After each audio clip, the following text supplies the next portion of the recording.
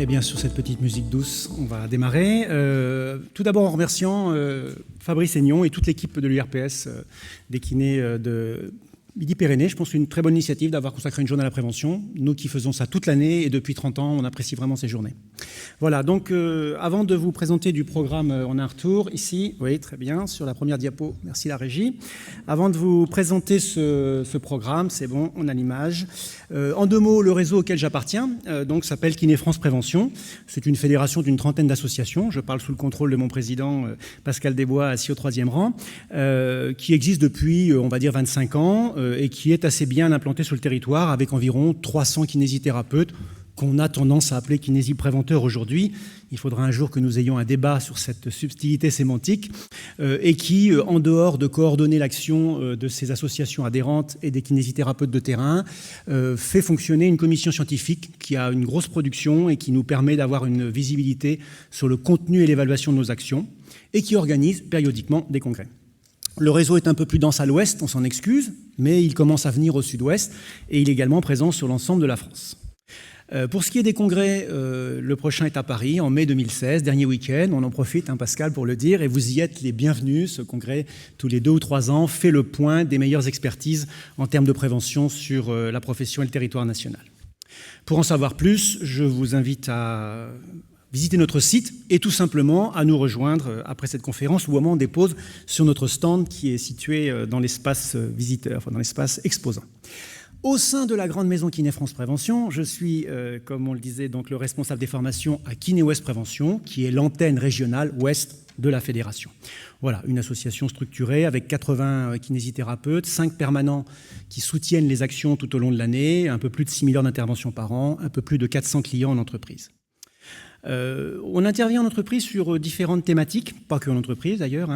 En santé au travail, on a 2 approches particulières. La méthode PAMAL que je vais vous présenter et qui concerne plus spécifiquement les TMS.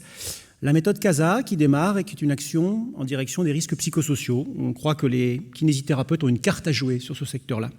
Et puis en santé publique, mon collègue Jackie Robin présentera cet après-midi le programme équilibrage.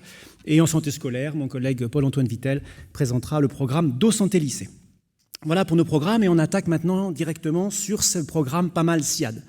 Dans un contexte particulier, nous sommes habitués à KOP à intervenir beaucoup dans les grandes entreprises et très peu sur les TPE. Et parmi les TPE, il y a ces services de maintien à domicile que vous connaissez bien en tant que kinésithérapeute pour être les collègues de terrain de ces soignantes dont vous connaissez la pénibilité du travail. Et on a cette particularité, c'est qu'on est face à une population qui nous côtoie, qui est en demande et en besoin, les deux. La prévalence de TMS est 30% supérieure chez ces personnels au reste de la population des salariés. Elles appartiennent à des petites structures qui ont du mal à financer des actions de formation, à mettre en place des actions de prévention, et ça, on doit y être sensible. Et elles travaillent souvent seules, autant les soignants dans les hôpitaux travaillent en collectif avec du matériel et de la technologie, autant dans les SIAD, on est un peu démunis. Et puis enfin, elles ont un autre rôle, c'est qu'elles sont au contact des aidants familiaux, et donc ce qu'on peut leur apprendre pour soulager le quotidien, elles peuvent le transmettre aux familles. Donc ça faisait vraiment 3-4 focus qui est intéressant pour intervenir auprès de ces populations. On a parlé avec un peu de pessimisme peut-être ce matin des difficultés à financer, reconnaître, etc. Je vais être honnête, on ne rencontre pas ces difficultés en Bretagne, on ne manque ni de financeurs ni de reconnaissance, donc c'est peut-être une façon de faire qui peut modifier les choses. Nous, on a été sollicités directement par notre ARS qui effectivement, dans le cadre d'un programme national sport, santé, bien-être, alors ça peut paraître un paradoxe, ce programme est a priori dédié aux intervenants STAPS, et là en l'occurrence, c'est des kinés qui interviennent sur ces fonds prévention, sport, santé, bien-être. Pourquoi pas? Nous, ça ne nous dérangeait pas, l'argent n'a pas d'odeur, et nous on l'utilise bien quand il s'agit de faire de la prévention. Donc on a sollicité, on a fait un appel, on a répondu à l'appel à candidature, et on a été retenu pour mettre en place ce programme pluriannuel. Alors comme toujours, il était question ce matin d'évaluation. À juste titre, notre représentant ARS disait qu'il fallait prouver que ce que l'on faisait était efficace. Il a tout à fait raison, c'est à nous de le faire et à personne d'autre. Donc on a eu une année d'essai pour prouver l'efficacité, puis ensuite une déclinaison pluriannuelle. C'est donc en septembre 2013 quand les choses ont commencé et on a donc adressé l'ensemble du projet aux 122 services de soins infirmiers à domicile de Bretagne. On a tout de suite vu l'intérêt, puisqu'il y en a 35 qui ont répondu, qu'ils étaient intéressés pour faire ça, alors que ça mobilise du personnel, alors qu'ils ont une partie du coût qui leur est imputé, environ 25%, et pour des petites structures, ça n'est pas rien. Ça représentait 800 € environ qui restent à leur charge, sur un coût total environ de 4 000 € par action, et donc ça n'est pas rien pour eux. Et on a sélectionné 8 SIAD. Il y avait quand même une définition, l'ARS nous demandait de prendre un service par région sanitaire. Vous savez que maintenant, on est organisé en territoire sanitaire. Nous avons en Bretagne 8 territoires sanitaires, donc nous avons retenu un candidat par territoire. On avait la chance d'avoir déjà un grand nombre de kinés formés à la méthode PAMAL, donc ce n'était pas très difficile pour nous de trouver des intervenants. On a simplement refait un complément d'harmonisation pour que tous les intervenants aient les mêmes outils, les mêmes protocoles, la même façon de faire, et surtout les mêmes outils d'évaluation, puisque l'enjeu, c'est pas de démarrer un programme. L'enjeu, c'est de le perpétuer, de le pérenniser, de le continuer. C'est ça le plus dur. C'est très facile de lancer des actions de prévention. En tout cas, chez nous, ça se passe plutôt bien. C'est très difficile de se maintenir dans la place, que ce soit en entreprise, en santé publique, en santé au travail, etc. Il faut faire ses preuves, sinon ça s'amenuise. Il y a la loi de l'entropie qui fait que tout atterrit un jour ou l'autre si on ne remet pas du kérosène. Donc il faut vraiment évaluer. Donc 8 professionnels ont été choisis parmi nos 60 formateurs pour démarrer ce programme. Et depuis le temps qu'on parle de pluridisciplinarité, on a associé sur certains ateliers que je vais vous décrire les ergothérapeutes à ce programme pour avoir vraiment une approche pluridisciplinaire. Et puis bien sûr, là aussi je pense qu'on a un déficit dans la profession et peut-être que les URPS ont un rôle à jouer, en tout cas notre réseau joue son rôle là-dessus, c'est qu'on a un déficit de coordination. Dès qu'on est sur des programmes qui nécessitent l'intervention de plusieurs professionnels, dans ce monde, et ce n'est pas péjoratif ce que je dis là, je suis kinésithérapeute comme vous, dans ce monde de Gaulois qu'est la kinésithérapie, il faut absolument de la coordination. Nos clients nous reprochent, ils admirent beaucoup notre dynamisme, notre créativité, nos approches humaines centrées sur l'individu, très empathiques, et ils nous reprochent notre manque de coordination, d'harmonisation, de rigueur, de méthodologie et d'évaluation. Voilà ce que nous reprochent aussi bien les entreprises que les financeurs de santé publique et de santé préventive.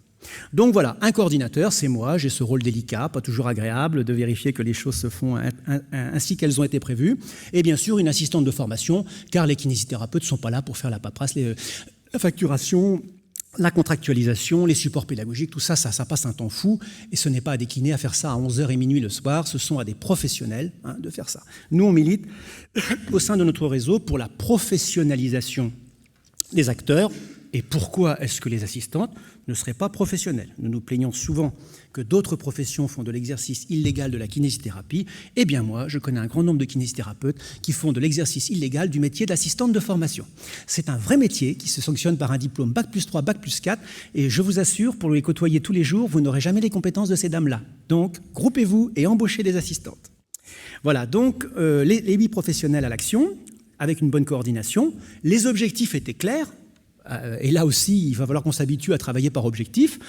Si on ne diminue pas réellement les actions de travail, les maladies professionnelles et l'absentéisme de ces professionnels-là, il ne faut pas espérer que des financeurs vont continuer à se précipiter, ni que des employeurs vont continuer à libérer du personnel. À un moment donné, il faut être clair. S'il n'y a pas de résultat, on arrête. S'il y a un résultat, on continue. Permettre aux participants, là on parle bien des soignantes, d'acquérir des savoir-faire personnels, qui ne sont pas d'ailleurs qu'en termes de santé, qui sont transposables dans leur partie personnelle de leur vie familiale, de mère de famille, etc. Donc on n'aborde pas que la question professionnelle. Au centre de ces actions, ce sont des individus indivisibles, c'est-à-dire qu'ils sont à la fois citoyens, travailleurs, femmes, mères de famille, épouses, amantes, etc. Et donc nous on aime bien cette globalité d'approche des gens qu'on nous confie. Promouvoir l'activité physique, Jean-Yves Lemaire en a parlé ce matin avec conviction, oui, c'est ainsi, enfin, ça a fait ses preuves, l'activité physique est bonne pour la santé. Donc soit on prend ça en charge nous-mêmes, soit on délègue, mais à un moment donné, on ne va pas aller contre cette évidence que l'activité physique est bonne pour la santé. Donc si on peut s'en occuper, on s'en occupe, sinon on délègue. Nous, on a intégré cette partie activité physique dans notre programme et avec des recommandations pour que les gens continuent. Nos actions sont toujours trop courtes et il faut, quand on termine une action de prévention, vérifier que les gens ont acquis de nouveaux savoir-faire, mais surtout l'envie de poursuivre. Et de poursuivre où? Bien là où les ressources sont. Et si les ressources, elles sont sur des cours d'activité physique adaptés pour des personnes qui souffrent un peu, gérés par des STAPS, eh bien, notre devoir est de les y envoyer. Mais s'il y a des kinésithérapeutes qui gèrent des cours de gym santé préventive, bien entendu, c'est là qu'on envoie. Mais je vous assure, pour balayer la carte de ma région toutes les semaines, qu'ils sont rares, ces cours. Et j'ai parfois du mal à trouver le cours pour donner une indication. Améliorer les pratiques professionnelles, ça fait partie de notre métier, à condition de ne pas se prendre pour les professionnels qu'on nous confie. Les kinésithérapeutes n'ont pas la mission de prescrire des bons gestes et des bonnes postures. Si, pour eux-mêmes, autour de leur table d'ostéopathie, il n'y a pas de problème, c'est leur devoir. Mais en revanche, pour les autres, de grâce, prenons en compte les expertises des salariés qu'on nous confie. Nous avons un regard biomécanique pertinent, expert. Eux, ils ont un savoir-faire de métier. Ne remettons pas en cause leur savoir-faire de métier, aidons-les à prendre conscience de ce qui, dans leur pratique, peut améliorer ou pas leur santé. C'est notre rôle et il ne va pas plus loin que ça. Les participants, eh bien, dans ces 8 pour la première année, donc 85 infirmières, aides-soignantes et AMP, et les bénéficiaires indirects. Ces femmes, essentiellement des femmes que nous avons formées, ont ensuite transmis le message aux aidants qu'elles encadrent. Alors il y avait un rôle important dans ces affaires-là, c'était les rôles des IDEC, les infirmières coordinatrices. Pas facile, ce sont des cadres de proximité extrêmement débordés par toutes sortes de missions, d'évaluation, de gestion, etc. Peu soutenus par leurs employeurs qui sont des petites communes, des petites associations, parfois des petits hôpitaux locaux. Les actions, ça a été variable d'une action à l'autre, on n'a pas toujours eu de la part des IDEC le soutien que l'on souhaitait. Ce qui est intéressant, c'est que dans ce secteur du maintien à domicile, la CARSAT était passée avant nous, la Caisse de sécurité au travail. Et ils avaient trouvé une autre méthode, ils avaient justement proposé des formations aux IDEC pour qu'elles deviennent les formatrices de leurs aides-soignants. Ça n'avait pas fonctionné. Voilà, elles avaient répondu à l'appel d'offres et elles sont d'une part débordées, d'autre part elles n'ont pas les compétences naturelles pour ça. Et finalement, cette tentative de créer des relais avait été un échec. Et elles ont beaucoup apprécié que nous, on vienne en immersion dans le service auprès des soignants, vraiment accompagner, soutenir ces équipes-là. C'était visiblement la méthode qu'elles attendaient. C'est peut-être pour ça qu'elles se sont parfois déléguées un peu sur nous. Chaque action, là aussi, méthodologie, commencer par une réunion d'information. On ne peut pas commencer une action de prévention si on ne s'est pas mis d'accord sur les fondamentaux, la modalité, le calendrier, les moyens, etc., etc. Donc il faut en passer par ces réunions qui peuvent passer pour de la réunionnite, qui n'en sont pas, et elles sont essentielles. On invite l'IDEC, on invite le médecin de santé au travail, il ne vient pas souvent, parce qu'il préfère consacrer le peu de temps qu'il a aux grandes entreprises de 100 salariés et plus. On a même invité les animateurs territoriaux de santé, puisque c'était quelque chose financé par l'ARS. Elles ne sont pas non plus beaucoup venues. Par contre, les soignantes étaient là, les IDEC étaient là.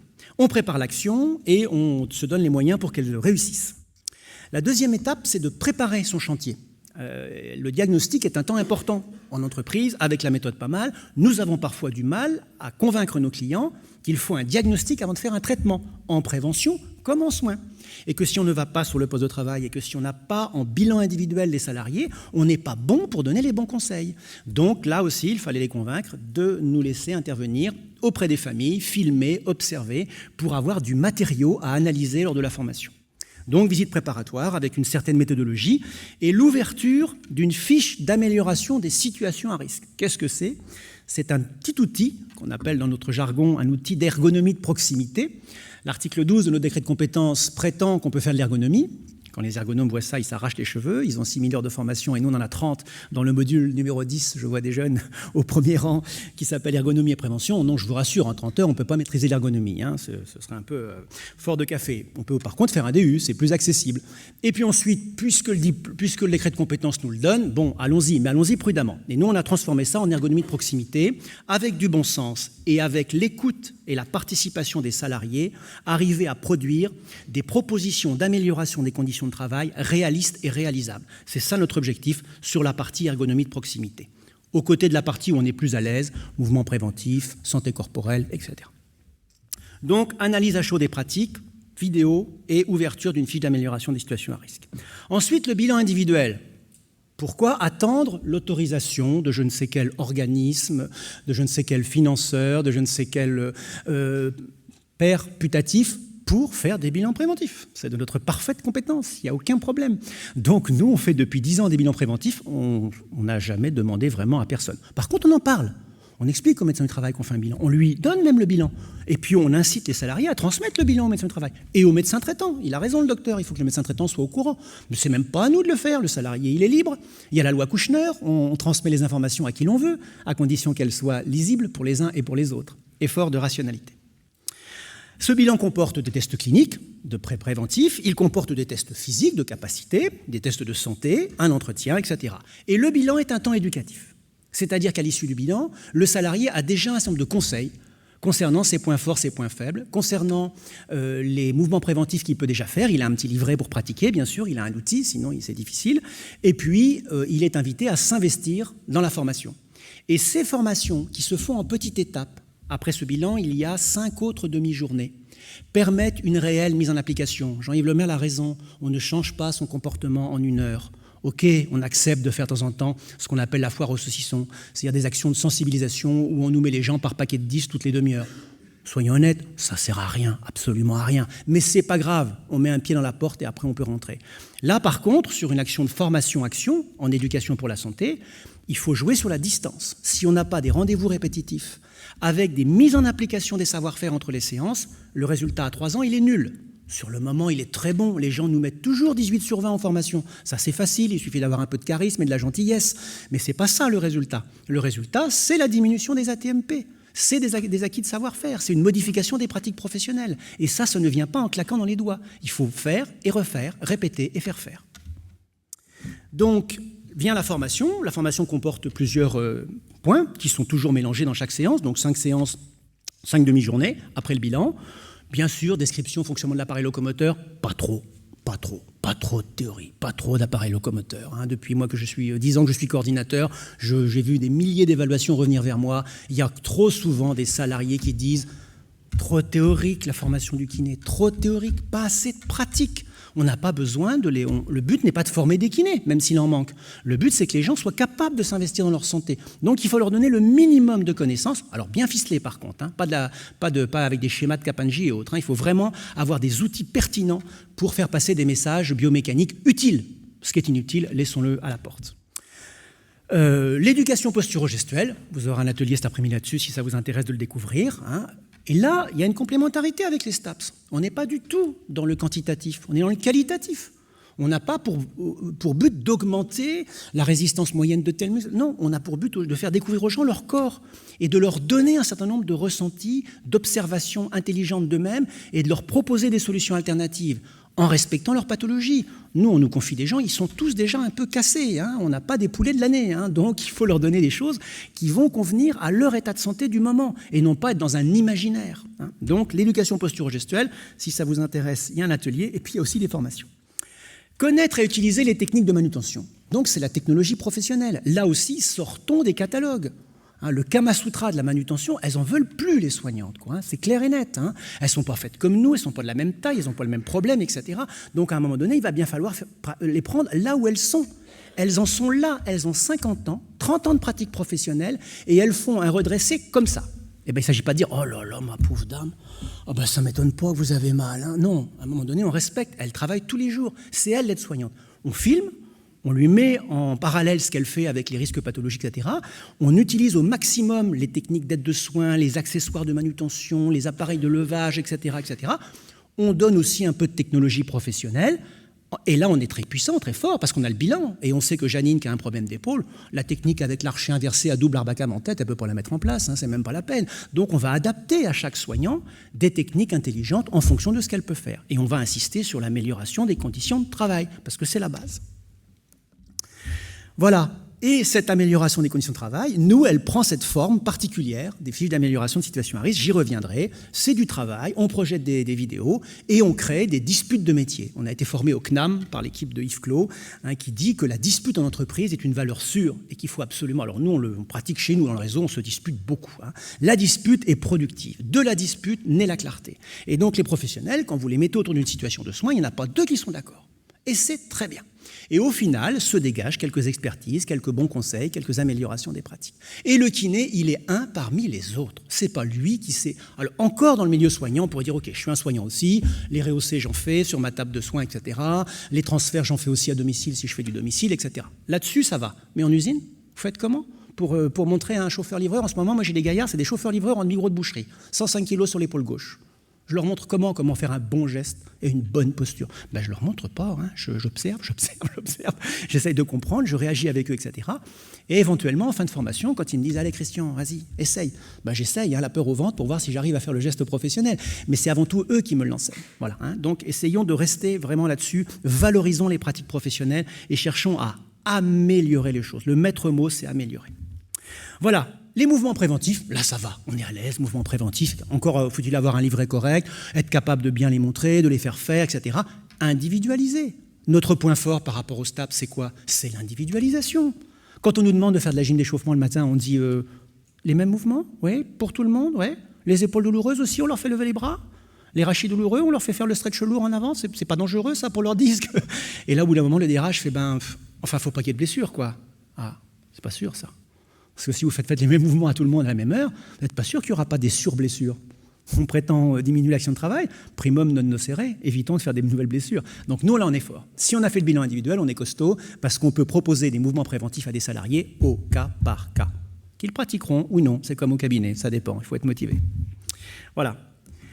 Et un objectif personnel, les interséances, c'est une méthode comportementale d'implication, et ça veut dire que nos salariés, ils ont un petit livret avec une page de garde et ils notent leurs devoirs de vacances. D'ici la semaine prochaine, je dois avoir fait, si possible, 1 ou 2 mouvements préventifs, je dois parler de mon problème de Madame Durand avec l'ergothérapeute, je dois avoir essayé cette nouvelle technique de rehausser que j'ai vue avec ma collègue, etc.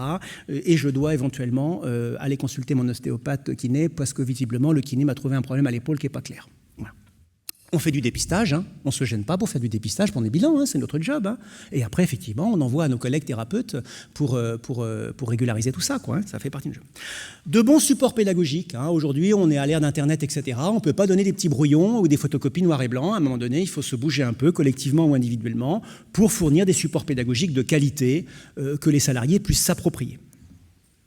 Il reste 10 minutes, on est dans les temps. L'application, une fois ces 5 demi-journées, vous voyez le processus, la réunion, la visite au domicile, le bilan individuel, les 5 demi-journées de formation collective, et puis ensuite on retourne au domicile des personnes qui ont été vues. Alors pas tous les domiciles, on marche beaucoup par exemple. Nous on n'a pas un objectif d'exhaustivité, on n'a pas besoin de voir toutes les personnes prises en charge par le service, ni toutes les situations de travail, ça n'a aucun intérêt. On leur donne une méthode au travers de 2 ou 3 exemples, et le but c'est qu'une fois qu'on aura tourné les talons, ils sachent eux-mêmes faire des fiches d'amélioration de situation à risque. Ils ne sauront pas faire des bilans kinés, ça ils ne sauront pas faire, ni animer une formation de A à Z. Mais ils pourront faire leurs fiches et ils pourront se réunir pour pratiquer collectivement leurs mouvements, pourquoi pas. Donc on retourne au domicile et on retravaille sur les situations et on remplit la colonne de droite de la fiche d'amélioration que vous verrez tout à l'heure, parce qu'on fait du suivi. Est-ce que la situation a changé? Si la situation n'a pas changé, c'est que ça ne sert à rien la formation. Attention, quand on ouvre un outil d'évaluation, il faut être sûr de ce que ça va donner, sinon on peut se retrouver avec vous avez bien fait d'évaluer, ça ne sert à rien, au revoir. Donc il faut vraiment évaluer, mais évaluer avec l'espoir que ça va marcher. Voilà un exemple de fiche d'amélioration. Donc chez nous, les kinés savent faire ça. Ça a été long, 10 ans de travail pour en arriver à ce qu'aujourd'hui tout le monde fasse les fiches d'amélioration. C'est une petite méthode, il faut s'y entraîner, etc. C'est pas compliqué. C'est très participatif. On part du vécu des salariés, on respecte leurs paroles, on écoute leurs paroles, on les implique dans la démarche et c'est eux qui disent l'essentiel. Nous, on met en forme, on rajoute une expertise qu'on a collectée dans une autre entreprise, on rajoute un petit commentaire biomécanique, on propose éventuellement un équipement d'ergonomie de proximité qu'ils ne connaissent pas, etc. Voilà, on est sur du complément et de l'animation, mais l'essentiel des solutions, c'est eux qui les ont parce que c'est leur travail et leur santé. Et si on fait à leur place, ça veut dire que quand on aura les talons tournés, ils ne feront plus. Donc voilà, on ne va pas les détailler, vous voyez que ça peut être des choses très simples, un rehaussement difficile chez Madame Untel, une nécessité de faire une translation après un transfert de fauteuil chez Madame Untel, et puis après on va voir que ça peut être des choses plus complexes, c'est la difficulté de maintenir la tête d'un patient sur les etc. Voilà, les bas, les fameux enfile-bas, etc. Alors voilà, on va parler tout à l'heure de mutualisation. L'avantage d'intervenir à plusieurs kinés et à plusieurs SIAD et à plusieurs soignants, c'est que les idées, elles se collectivisent. Alors pardon, ça fait un peu soviétique. Elles se mutualisent et on peut jouer sur la mutualisation. Et vous allez voir ce que c'est que la mutualisation.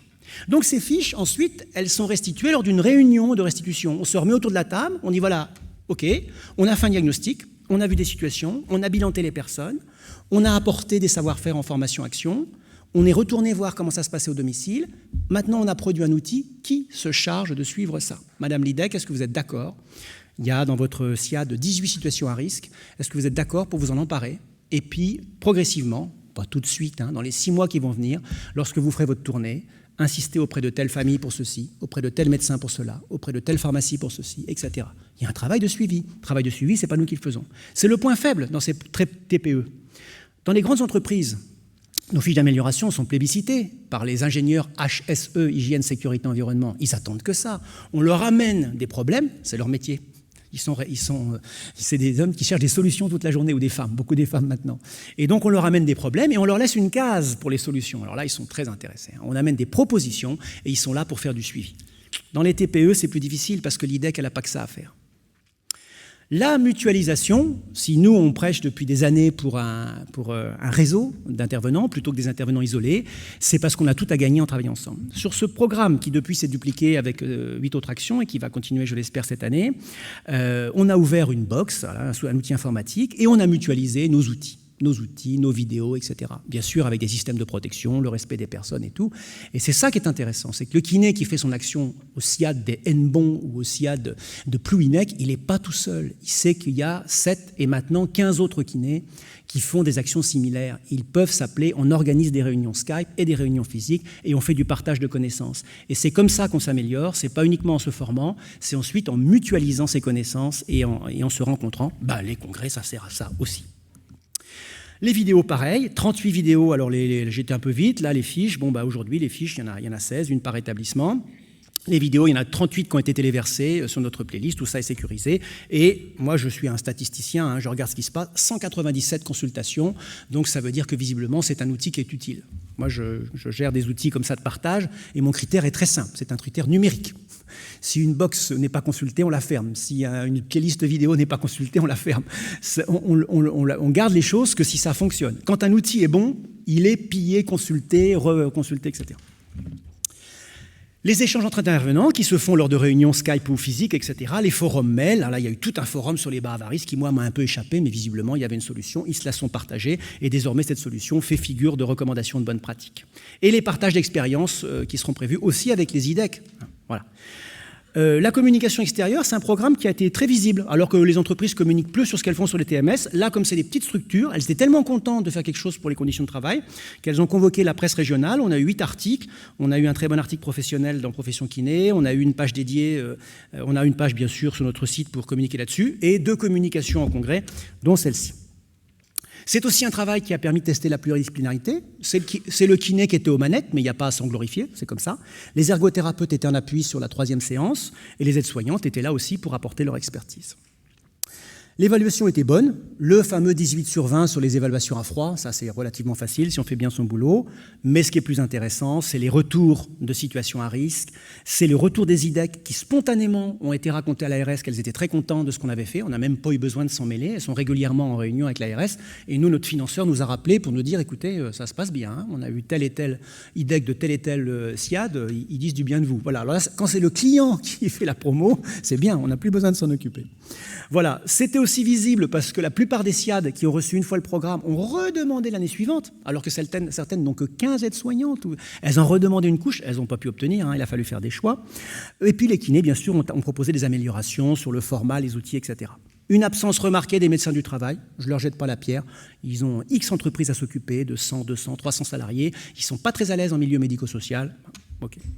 Et l'ARS, du coup, a renouvelé le financement pour une 2e année. On était bien contents. Et on a refait une 2e campagne. Et rebelote, les 122 SIAD, 32 candidatures, etc., etc. Et donc, c'est reparti avec d'autres kinés sur d'autres secteurs. Aujourd'hui, on en est là, avec à peu près 16 SIAD desservis, 32 SIAD encore en attente. Donc pour l'ARS, c'est bien ça. On leur dit, écoutez, on a une liste d'attente. Il ne faut pas nous couper les crédits, hein, parce que là, ça vous allez créer des grosses frustrations. Hein. 32 SIAD en attente. Et il y a un gros point d'interrogation au Centre-Bretagne, parce qu'effectivement, c'est notre ventre mou, ça. C'est un endroit où il y a plein de personnes âgées, où il y a plein de petits services de maintien à domicile. Et ça souffre la misère, et on n'arrive pas à les avoir. Parce qu'ils sont tellement en overdose, ils sont tellement en burn-out, ils sont tellement en insuffisance de moyens, qu'ils n'arrivent même plus à lire les appels d'offres qu'on leur fait, les appels à candidature, pour faire ce genre d'action. Et ça, c'est bien triste, parce que l'endroit où il y a le point d'interrogation, c'est l'endroit où il devrait y avoir le plus d'action. Et ça, c'est un des problèmes en santé publique, c'est que ce n'est pas forcément les gens qui en ont besoin, qui en bénéficient. Alors, je ne dis pas que les autres SIAD n'en ont pas besoin, hein, mais simplement, là, au Centre-Bretagne, moi, je suis un peu déçu.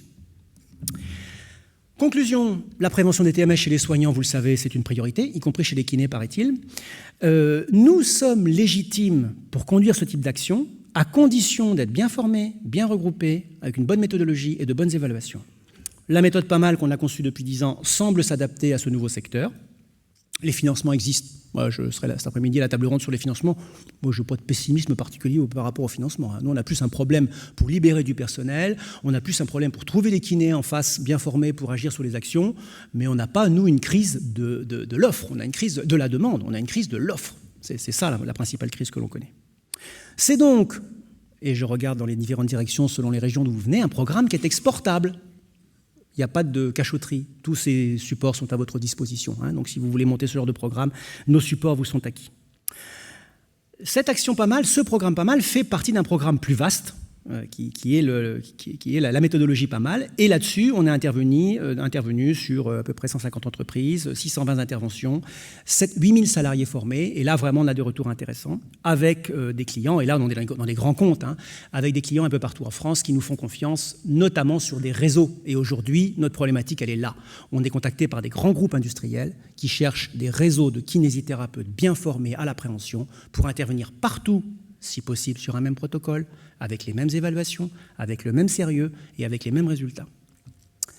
Voilà, je pense que j'ai terminé pile poil, il est 50. Je ne sais pas s'il est prévu des questions en direct, sinon je suis disponible sur le stand. Allez, on peut l'applaudir.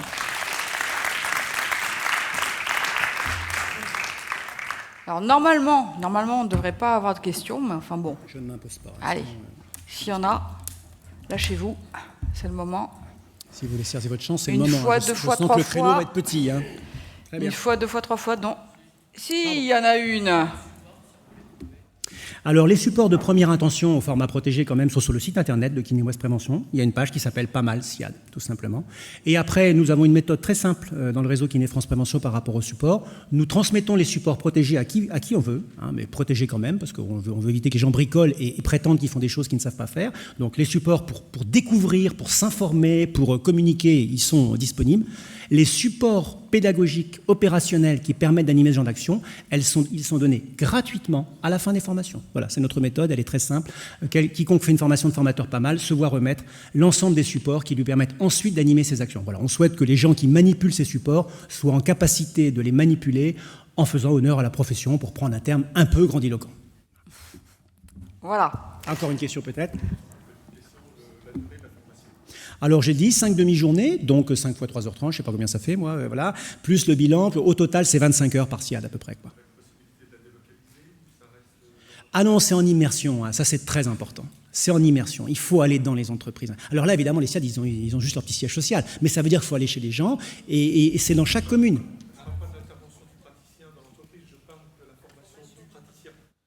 Ah, les formations de praticiens, on en fait 16 par an sur toutes les régions françaises.